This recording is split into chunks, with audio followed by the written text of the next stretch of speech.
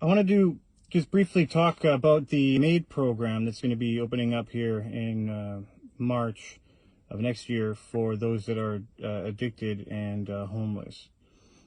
Because, I mean, I don't have any answers and I'm not that smart of a fellow, but I do like to ask questions. My question is, who are we going to be killing? That's kind of, I'm just curious as who we're killing, really. From my point of view, I'm a former foster child in Canada, and if you just look at all the paperwork and all the research and and everything that they have done to study the outcomes, and I can attest to most of them, but more likely to be addicted, more likely to be homeless, more likely to be no supports, more likely to be, as 40% of the homeless are have went through child services, at least in one form or another. More likely to have multiple partners, multiple children. They're more likely to not finish high school. Things more likely to smoke. If you just look at everything that's around, without, sometimes you can't find exactly what you're looking for. I'll use a hunting analogy. I presume that you don't know if there's an animal around, but based on everything around, you know that there's one there. It's kind of like that with this. I'm pretty sure we're going to be killing off the future foster kids, to be honest. I think that's true. 400,000 per child, something like that. They broke it down to, it's about $2 billion Ontario loses per year. Just taking care of the those that didn't have anybody to take care of. So, something to think about.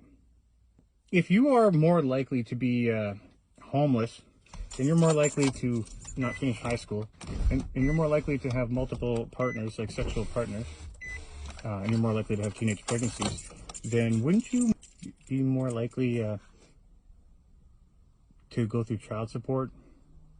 I'm just putting this out there for somebody that's smarter than I am. What I mean by that is there's $4.1 billion in arrears in Ontario for child support that's owed.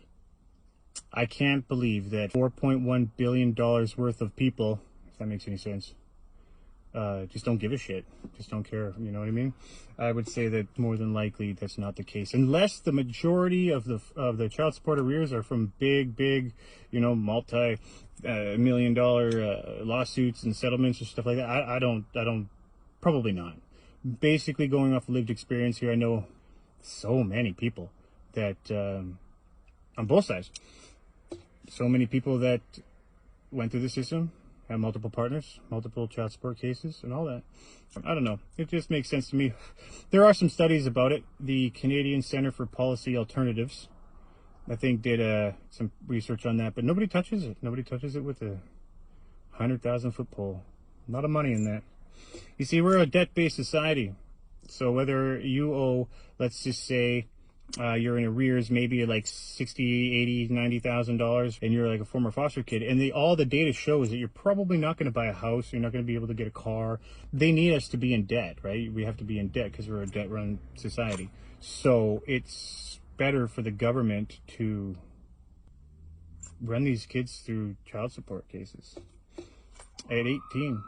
Probably not. Doesn't seem that all that equitable. But yeah, mainly I just wanted to jump on because I had a thought about that M.A.I.D program. I'm going to be killing off a lot of foster kids, former foster kids, or people that went through care, people that have just had problems, right? They're going to save a lot of money.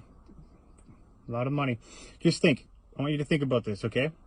Canada, every time after March that somebody dies from the M.A.I.D program for mental health issues or homelessness,